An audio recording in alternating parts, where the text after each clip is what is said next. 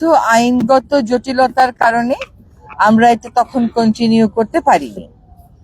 আইনগত জটিলতার মধ্যে একটা ছিল যে আমাদের আইনে পুলিশকে এই বিষয়ে কোনো ক্ষমতা দেয়া ছিল না।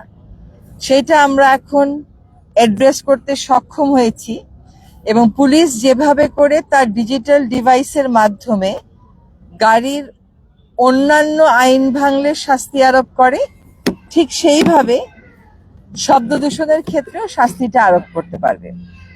শব্দ দূষণের কারণ আমরা সবাই, শুধু সরকার কেন শব্দ দূষণ করতে পারলো না এই প্রশ্নটা না করে আমরা যার যার জায়গা থেকে যে শব্দ দূষণ করি সেটার ব্যাপারে আমরা সচেতন থাকি। আমরা প্রত্যেকের আপাতত যদি আমরা শুধু হর্নের উপরই মনোনিবেশ করি, আমি পৃথিবীতে আর কোনো দেশ এরকম দেখিনি এই পরিমাণ হর্ন বাজে, কারণে অকারণে। এটা একটা অভ্যাস। তো প্রথম একটা অনুরোধ থাকবে সকলের প্রতি, অভ্যাসটা পরিবর্তন করতে হবে। অভ্যাস পরিবর্তন করুন এবং অভ্যাসের ক্ষেত্রে একটা যুক্তি দেয়া হয় যে এইখানে একই রাস্তায় গাড়ি চলে, ট্রাক চলে, বাস চলে, রিক্সা চলে, সিএনজি চলে, মাঝে মধ্যে ঠেলা গাড়িও চলে, মাঝে মধ্যে ঘোড়ার গাড়িও চলে। মানুষজন নিয়ম না মেনে রাস্তা পার হয়, তখন হর্ন দিয়ে সতর্ক করতে হয়। এগুলো খোঁড়া যুক্তি।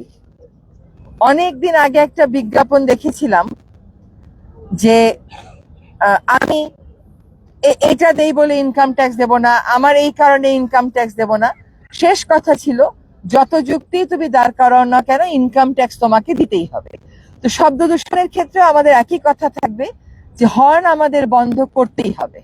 আমরা নিজেরা যদি হর্ন না বন্ধ করি, যত গাড়ি আছে প্রত্যেকটা গাড়ির পেছনে কি একজন করে পুলিশ দাঁড়িয়ে দাঁড়িয়ে ফাইন করে হর্ন দেওয়া বন্ধ করতে পারবে? এটা তো সম্ভব না।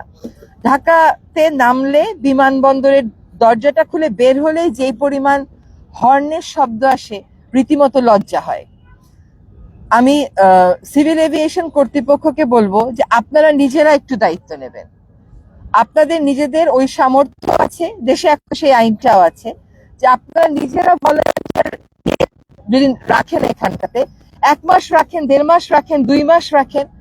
এই তরুণেরা কাজ করতে আগ্রহী।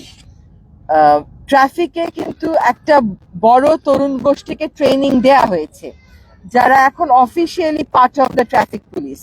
তাদেরকে নিয়ে আসেন, অন্তত এই জায়গাটুকুনকে শব্দ দূষণ হর্ন মুক্ত করেন। অন্তত আপনার এখানে তো শব্দ দূষণ মুক্ত হবে না, কারণ আপনার বিমান অবতরণ করবে, কিন্তু হর্নটা থেকে এইটুকুন জায়গায় যদি আমরা হর্ন মুক্ত করতে না পারি, তাহলে গোটা দেশে এইটার একটা বিরূপ প্রভাব পড়বে। আর এইটুকুন জায়গাকে যদি আমরা একটা উদাহরণ হিসেবে দিতে পারি, যে নেতৃত্ব অবশ্যই আপনি দিতে পারেন, সেটার একটা দৃষ্টান্ত সৃষ্টি করবে।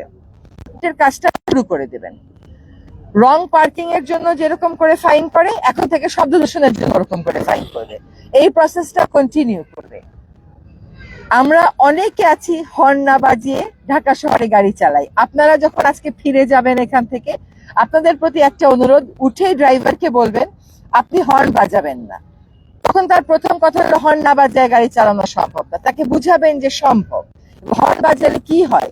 হর্ন বাজালে যে ড্রাইভারদেরই সবচেয়ে বড় ক্ষতি হয়। 65% ড্রাইভার যে ঢাকা শহরে কানে কম শোনে, এটা বুঝাবেন।